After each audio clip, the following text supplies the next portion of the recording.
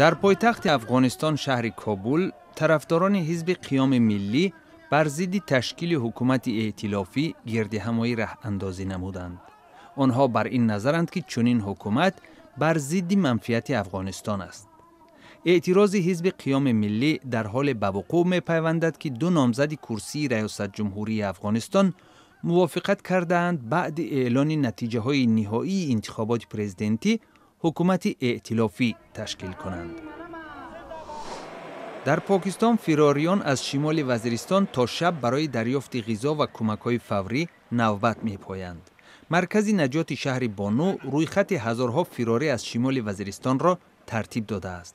آنها اساساً با شروع عملیات نظامی نیروهای دولتی بر ضد ستیزجویان در ماه ایون منطقه قبیله ها را ترک کردند. به گفت منصبداران پاکستانی، شماره فراریان و مردم بیخانه و جای مانده به 900,000 نفر برابر شده است. همچنان نمایندگان سازمان‌های غیر دولتی در شهر پیشور پاکستان طلب نمودند که برای تحصیل به مکتب‌های ولایت خیبر پختونخوا کودک بیشتری نامنویس شود. فعالان سازمان‌های غیر دولتی میگویند مقامات ولایت باید ثبت کودکان برای تحصیل را بر وقت‌تر آغاز نمایند، زیرا به گفت آنها وضعیت فوق‌العاده است. منصبداران محلی خیبر پختونخوا اظهار نمودند که در این استان تخمیناً 3 میلیون نورس از 15 تا 17 ساله از تحصیل محروم می باشند.